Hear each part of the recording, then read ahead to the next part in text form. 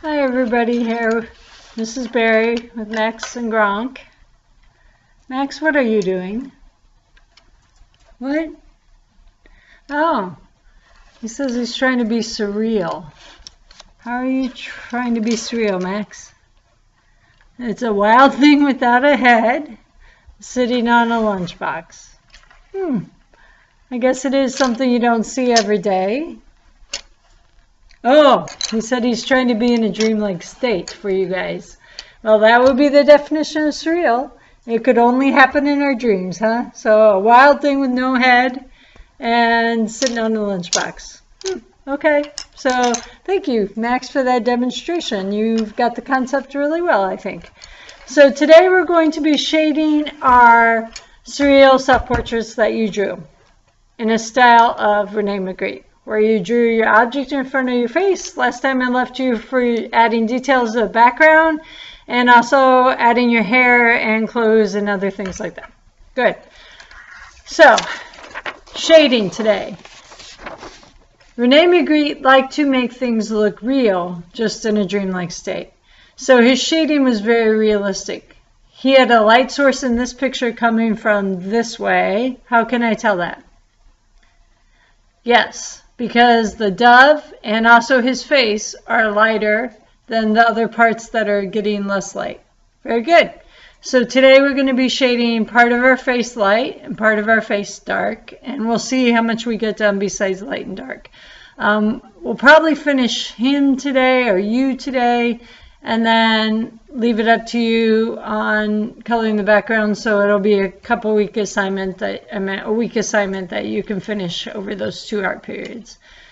Okay, so today shading, and you get to choose which direction you want your light to come from.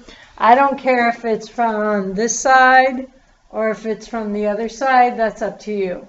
And on this picture up here, you can see that I shaded. You can tell it's darker on this side and lighter on this side.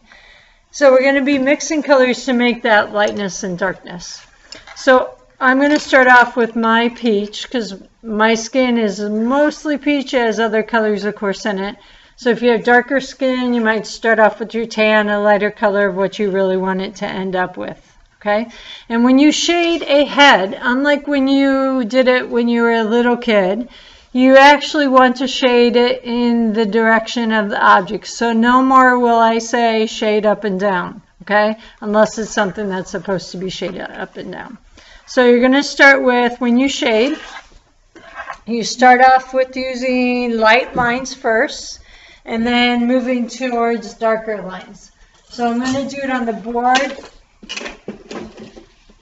And you can see what I'm going to do by, hopefully you can see what I'm going to do. I'm going to press very lightly, going in the direction of the chin. So my head is round, so I'm actually going to shade in a curved real fashion.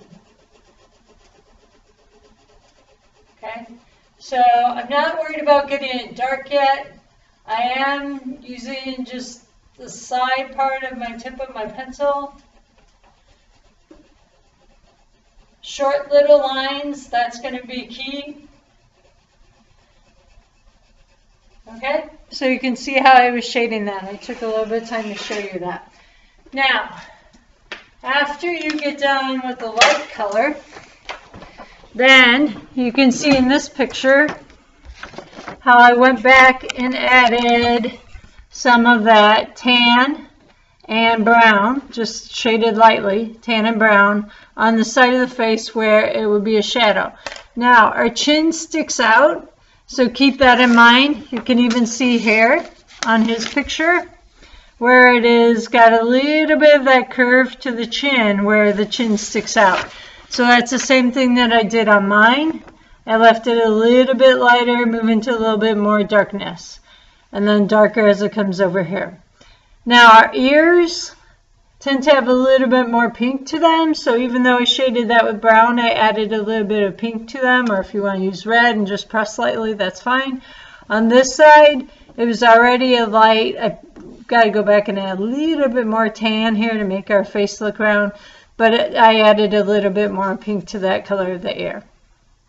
Okay, and then when you get down to the neck, keep in mind that your head with your chin that sticks out is going to throw a little bit of a shadow. So I've got a line coming from the corner of my neck down and then down over here, and this is shaded darker, and it gets a little bit darker as it comes over to the side.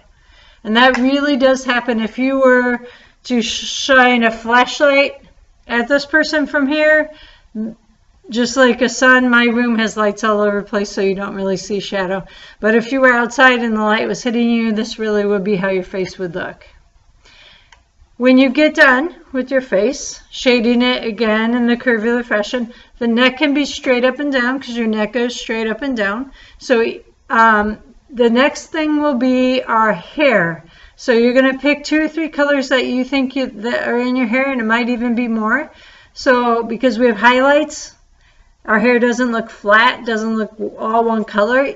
Those people that have brown hair have glints of different colors of brown in them, or even some lighter colors. Those people that have black hair will probably have a little bit of brown or even some like purplish tones to it. My hair, I've got gray and white in there, and a little bit of brown, a little bit of tan, so I've got all different colors. Where the light is hitting it, I am going to press lighter. Where the light is not hitting it, I'm going to press darker and add more of the darker colors. Now, when you do your hair, you want to draw the lines in the length of the hair and the direction of the hair. So you do not do short, smooth strokes like you do on your skin. You're going to draw the lines in the direction of the hair. So if you have long hair, do long lines. Don't do short ones here and add middle ones and then add long ones. Do long lines all the way down. Again, lighter on one side, darker on the other side.